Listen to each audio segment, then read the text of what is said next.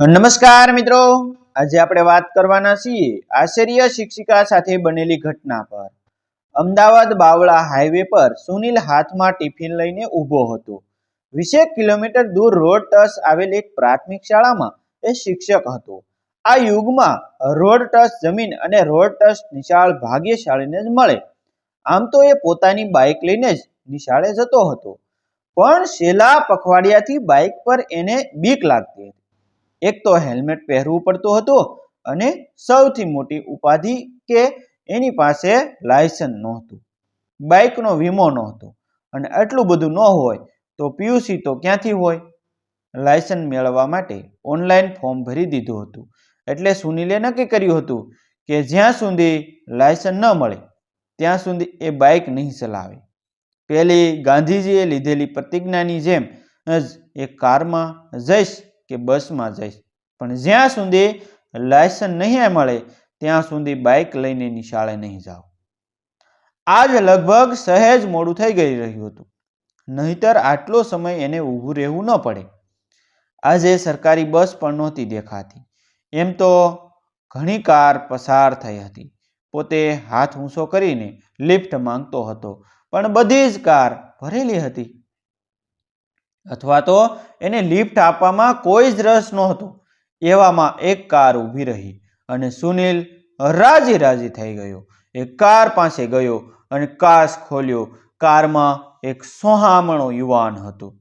સુનિલ કાંઈ બોલે એ પહેલા એમને દરવાજો ખોલ્યો અને સુનિલ પોતાનું ટિફિન લઈને આગળની સીટમાં ગોઠવાઈ ગયો અને કાર ચાલી। થોડી વાર પછી કાર ચલાવતો યુવાન બોલ્યો, શિક્ષક લાગો છો અને હજુ તો 10 જ વાગ્યા છે, કેમ એટલા બધા વહેલા જાવ છો? 11 વાગ્યે જાવ તો ન ચાલે? ના, હવે નથી હાલતું, એ બધો સમય હવે જતો રહ્યો, હવે તો 10:15 પહેલા પહોંચી જવું પડે છે, બહુ કડક નિયમો આવી ગયા છે। સાચી વાત છે, કઈ શાળા તમારી અને તમારું નામ શું છે? પેલો યુવાન બોલ્યો। જવાબમાં સુનિલે પોતાનું નામ જણાવ્યું અને શાળાનું પણ નામ જણાવ્યું। થોડી આડાવળી વાતો થઈ પછી સુનિલ બોલ્યો કે વરસ દિવસ થયું, અમારી શાળામાં એક નવા આશ્ચર્ય બહેન આવ્યા અને બધું તેમને રેગ્યુલર થઈ ગયું છે। શરૂઆતમાં તો એમને એમ હતું કે આ નવા આશ્ચર્ય ભલે આવ્યા, એને શું ખબર પડશે, પણ આ બાઈ તો માથાની આવી હો, બધું જડબે સલાક અને વ્યવસ્થિત થઈ ગયું છે। હવે અમારી નિશાળમાં શું નામ છે એ નવા આશ્ચર્યનું? અને કોઈ શાળામાં આશ્ચર્ય આટલી બધી કડક હોય એની નવાઈ લાગે છે? બાકી હું પણ સરકારી શાળામાં જ ભણ્યો છું। એ વખતે તો રામના રાજ્ય હતા। બાય ધ વે, એ નવા આશ્ચર્ય ક્યાં ગામના છે અને ક્યાં રહે છે? નામ તો એનું નીતા પટેલ છે અને અમદાવાદમાં જ રહે છે। બાકીની વિગતની મને ખબર નથી, જોકે અમારા સ્ટાફમાં કોઈને પણ ખબર નથી। એવો કોઈ સમય આવ્યો જ નથી કે સ્ટાફવાળા ભેગા બેસીને ગપ્પા મારી શકે એમની સાથે, બસ કામ ને કામ જ। જોકે અમને પણ શરૂઆતમાં એમ લાગતું હતું કે નવી છે એટલે થોડા દિવસ કડકાઈ હાલશે, પછી દામોદર દાળમાં પાણીની જેમ રાબેતા મુજબ થઈ જશે। પણ આ તો માથાની મળી હો, થાકનું નામ નહીં, સવારમાં 9 વાગ્યે આવી જાય અને ઓફિસમાં બધું કામ કરી નાખે અને 11 વાગ્યે સાવ નવરી થઈ જાય તે છેક 5 વાગ્યા સુધી આખી નિશાળમાં ફરફર કર્યા કરે। કોઈ શિક્ષક ક્લાસમાંથી બહાર નીકળે જ નહીં શકે, ન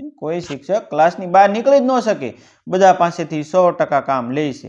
સુનિલ હવે ખીલતો જતો હતો, આમે શિક્ષક ખીલે એટલે આખા બ્રહ્માંડનો ભાર ઝીલે એવા એના શબ્દ હોય, પણ સ્ટાફ વાળા સહયોગ ન આપે તો કોઈ પણ આશ્ચર્ય ઢીલો ને ઢપ થઈ જાય, પછી એ ભાઈ હોય કે બાઈ હોય। કાર ચલાવતા પેલો સોહામણો યુવક બોલ્યો, વાત તો તમારી સાચી, પણ આ નવી આશ્ચર્ય કોઈનો પણ સહયોગ લેતી જ નથી, અને એનું શું, એ બધા જ કામ એની જાતે કરી નાખે। રવિવારે એકલી શાળાએ આવે, અઠવાડિયાનું પેન્ડિંગ જે કામ હોય ને એ પોતે જ એકલી કરી નાખે. એને બધું જ વહીવટી કામ ફાવે છે. નોકરી તો એ શોખથી કરતી હોય એમ લાગે છે. અને જ્યારે નોકરી શોખ બને ને ત્યારે કંઈક વિશિષ્ટ જ બનતી હોય છે. કારણ કે એ હંમેશા નવી નકોર કાર લઈને આવે. વળી 30 દિવસ અલગ અલગ રંગની સાડી પહેરેલી હોય, મસ્ત મજાનું અંતર સાંટીને આવે છે. હજુ નવી નોકરી છે અને ઓછા પગારમાં આટલો ભબકો તો પહેલીથી જ ધનાઢ્ય હોય એને જ પોસાય. વળી દિલની ઓલદોલ છે. શાળામાં જે કાંઈ ઘટે એ બધું જ પોતાની કારમાં લેતી આવે. હજુ અઠવાડિયા પહેલા જ એકી સાથે 100 સાવરણ અને 20 સાવરણી લાવ્યો. ફિનાઇલ અને ડેટોલના મોટા મોટા બાટલા પણ લાવી અને બધા બાળકોને કહી દીધું કે તમારે આ બધું વાપરવાનું છે. સુનિલ બોલતો હતો અને કારવાળો સોહામણો યુવાન આ બધું સાંભળતો હતો. થોડી વાર પછી એ બોલ્યો, નક્કી કોઈ મોટી અને પહોંચેલી માયા હોવી જોઈએ. બાકી કોઈ સ્ત્રી મેકઅપ વગર આટલી હિંમત જ ન દેખાવી શકે. અમને પણ એમ જ લાગે છે. 100 ભાયડા ભાંગીને ભગવાને આ સ્ત્રી બનાવી છે એવું અમારા સ્ટાફનું માનવું છે.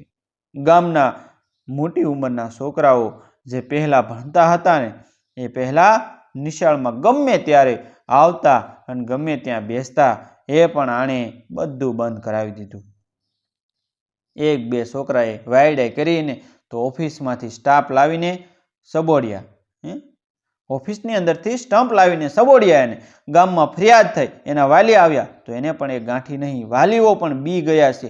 આ બનાવ પછી ગામના રખડતા અને અવેડાના ડાટા કાઢવા વાળી વેજાર તો નિશાળમાં ડોકાતી જ બંધ થઈ ગઈ છે. એક ફાયદો પણ થયો કે ગામમાંથી પ્રશ્નો આવતા બંધ થઈ ગયા છે. ગામમાં એનું માન પણ વધી ગયું છે. હવે સુનિલે કહ્યું, પણ ગમે તેટલી હોશિયાર વ્યક્તિ હોય પણ કોઈક ખામી હોય જ ને.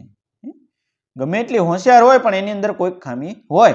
કાર ચલાવતા યુવાને કહ્યું, ના, આમાં મને કોઈ જ ખામી નથી. કોઈ શિક્ષક ગેરહાજર હોય તો અમારી આશ્ચર્ય એને મેદાનમાં બેસાડીને ઝાડવાના સાંયે ભણાવવા પણ માંડે. મેદાનમાં એટલા માટે ભણાવે કે બાકીના વર્ગમાં શું ચાલે છે એ એમની નજરમાં રહે. મધ્યાહન ભોજનમાં પેલા લાપસીને બદલે લોસા લાપસી હાલતી. એ પણ આણે બંધ કરાવી દીધી. દરરોજ તાજા શાકભાજી વાપરવાના. સંચાલક એમ કહેતો કે ગામમાં શાકભાજી ન મળે એટલે ક્યાંથી લાવવાના. તો એ એની કારમાં અમદાવાદથી શાકભાજી લઈ આવે અને બિલ સંચાલકને આપી દે. અમારી જેમ સંચાલક પણ ખરો ભેખેડે ભરાયો છે. વળી છેલ્લી રિસેસમાં અમારી નિશાળમાં સૌ શિક્ષકો પૈસા કાઢીને શા બનાવતા. હવે એ આવી છે ત્યારથી શાનો ખર્ચ એ ભોગવે છે. કોઈ શિક્ષક પાસેથી 1 રૂપિયો લેવાનો નહીં. બોલો. વળી દરેક શિક્ષકને સત્રની શરૂઆતમાં કાગળના 2 પેકેટ, સ્ટેમ્પલર, ટાસણી, બોક્સ, સ્કેચ પેન અને 10 પેન આપી દીધી. ઓફિસમાં કોઈ વસ્તુ લેવા માટે ધક્કો ખાવાનો જ નહીં. બાળકોના શિક્ષણની 1 પણ મિનિટ બગાડવાની જ નહીં. મોબાઈલ તો લાવવાનો જ નહીં. અને કદાચ લાવવો તો હાજરી પૂરીને એક લોકરમાં મૂકી દેવાના. એ પણ પોતાનો મોબાઈલ મૂકી દે. કોઈ જાતની ખામી છે જ નહીં. પણ અમે 8 શિક્ષકો છીએ. અડધા તો કંટાળી ગયા સાવ. થોડીક તો શાંતિ હોય કે નહીં. નિશાળમાં સુનિલે વાત રજૂ કરી. એની નિશાળ હવે આવવાની જ હતી તો તમે બદલી કેમ કરાવતા નથી? બદલી કરાવીને છૂટી જવાય ને આવી શાળામાંથી. ને થોડીક આધી નિશાળ મળે પણ પછી તો બાર બાદશાહીને કોઈના ઉપર કોઈના નીચે ધ્યાન રાખવા વાળું એવી શાળામાં જતું રહેવાય ને.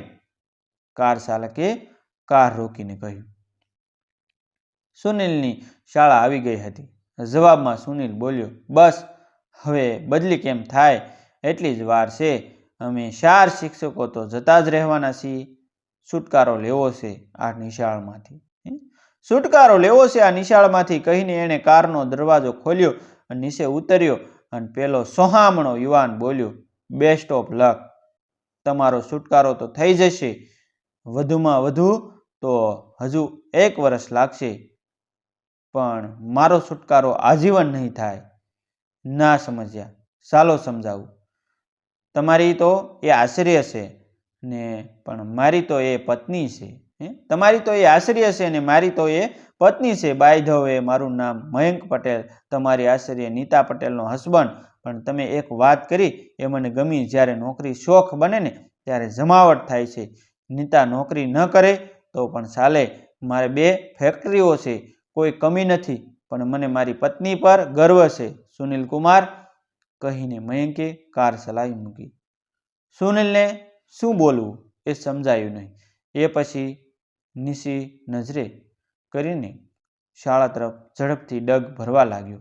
થોડેક આગળ જઈને મયંકે મોબાઈલ કાઢ્યો અને નીતાને કોલ લગાવ્યો. લવ યુ સ્વીટુ, શું કરે છે? બસ બાળકો સાથે સફાઈ કરું છું. પણ કેમ આજ 10 વાગ્યે વહેલા ઉભરાઈ ગયું? નીતાએ રિપ્લાય આપ્યો. બસ આજ બહુ ખુશ છું, સાંજે તને વાત કરીશ. પણ રિયલી આજે મને તારા ઉપર ગર્વ થાય છે. લવ યુ સ્વીટુ, મયંક બોલતો હતો.